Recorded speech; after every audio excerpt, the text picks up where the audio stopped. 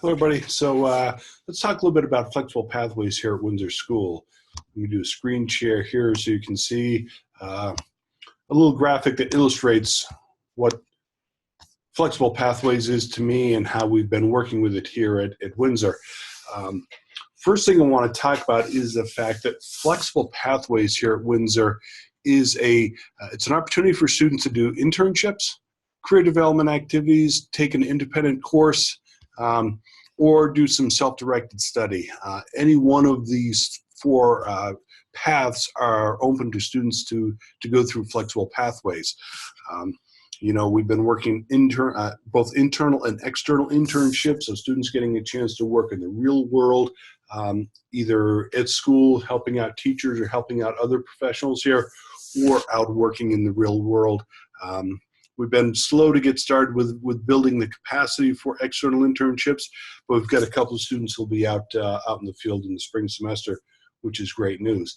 We've got a couple of students who are working on career development type activities, trying to figure out, how do they prepare themselves for the career that they want to have when they get out of Windsor. One of the things that we're working on for that is something we're calling a non-college fair, just because we don't have a better name for it yet. We're modeling this after a college fair, though we're inviting 12 area employers. We're going to start small, try to get 12 area employers who hire employees who do not yet have a college degree. We're going to invite those folks in, set up a college fair kind of a thing, allow students to go in, interact with those, with the hiring professionals from those businesses to try to help kids understand what career options are available, and also have the employers get a chance to start talking about the characteristics of good employees. So we start to get that two-way dialogue going between our students and businesses. We have students who are doing early college courses. We've got students who are working on independent study, credit recovery kind of things. I'm going to talk about that in a little more detail here in a moment. Then we also have students who are doing some self-directed study. This is things where students decide what it is that they want to learn and how they want to learn it, and they go off and decide what they're going to study. One of the themes that we're trying to develop through advisory and through some other activities is the idea of own your learning, so that students understand that whatever is valuable to them is something they can study in school. And we're here in Flexible Pathways to support them and to help them figure out what it is that they want to study, how to study it, how to document it, so that they can study what's important to them. Now, I would like to say that I'm very impressed with what we're doing here at Windsor, because there are some things that are unique about our flexible pathways. When you talk about flexible pathways in other schools in the area, schools in the state, actually in the region, and actually throughout the country, we're starting to reach out and talk with folks from around the country and outside of just Windsor about what we're doing and why we're doing it. There's four things that I think are really unique about what we're doing here. And you see them listed on the bottom of this page here.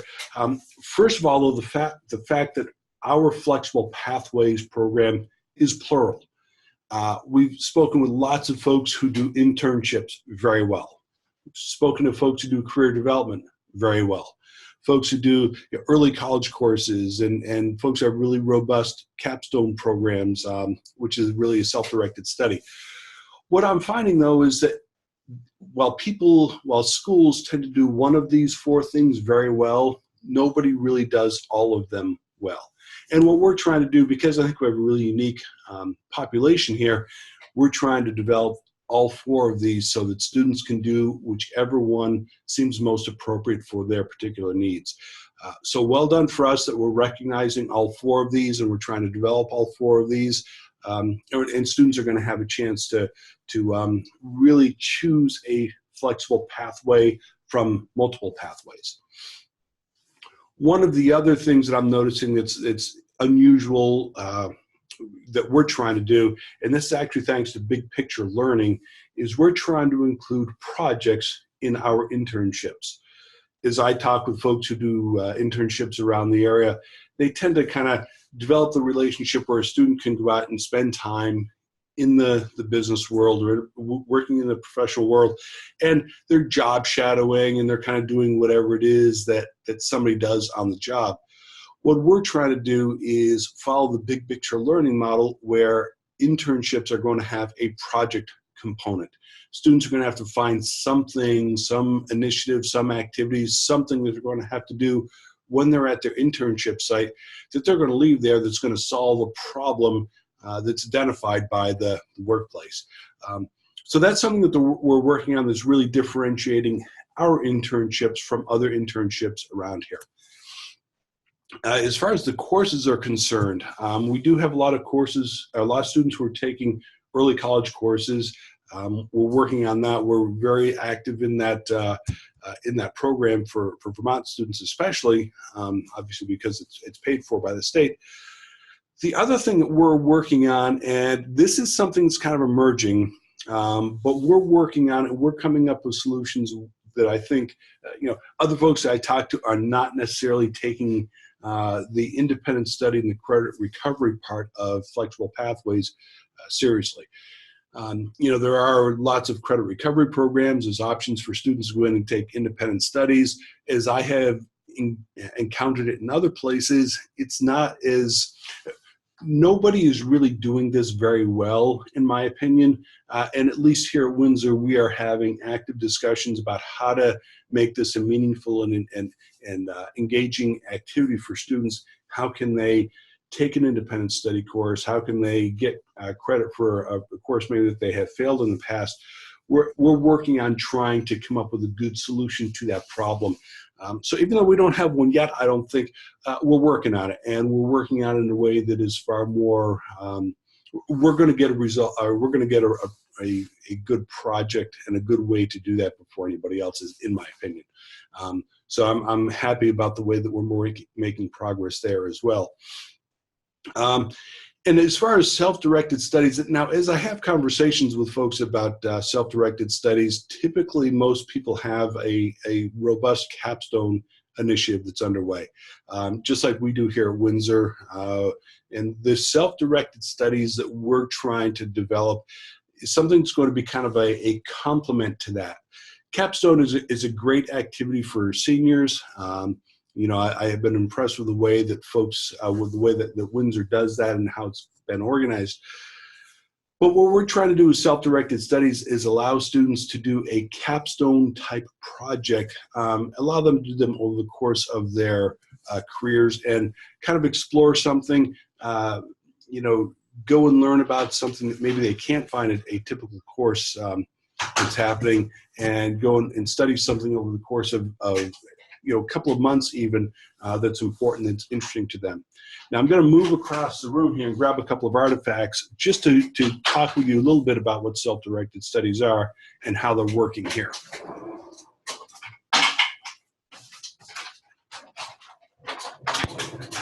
All right, so let's get rid of the screen here.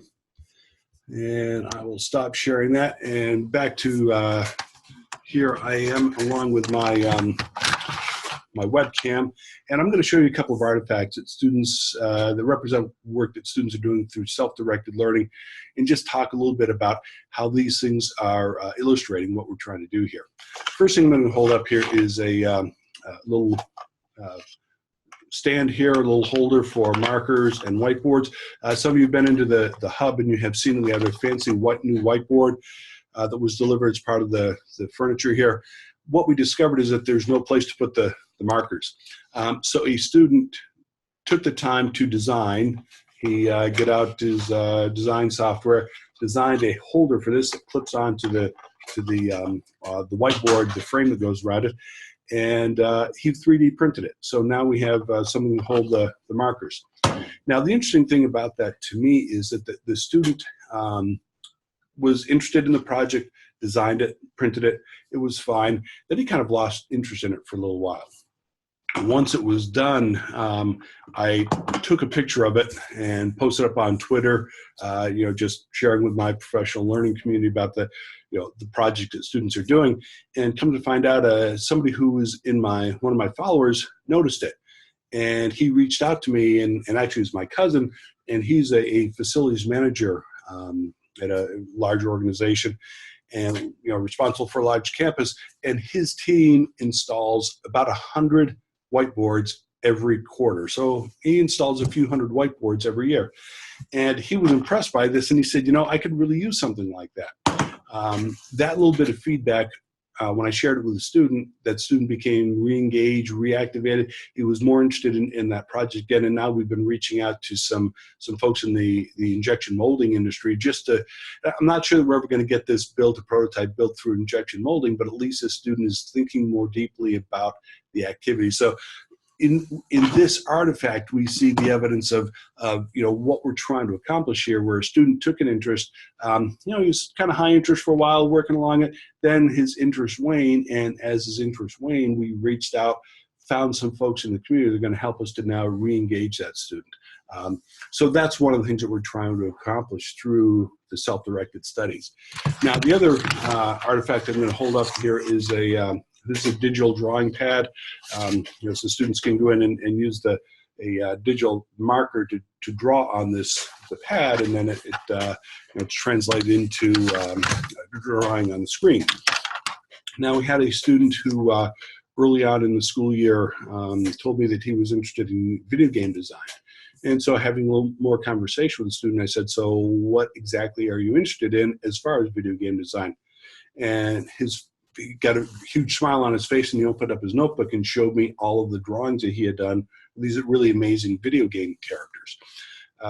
Realized that we needed to then digitize those. I went out and I got for the student the digital drawing pad, and he comes in every single day and he sits down and is drawing these amazing characters. As he's gotten better at it, we've started to reach out a little bit and talk with the student about what are some of the things they can do with his characters. And so we've got a project where he's designing some video game characters for younger students who are going to use them in their Scratch projects. We also have reached out to some folks in the community who are looking for some activities and some games and some ways to engage students around healthy lifestyles and around sustainability.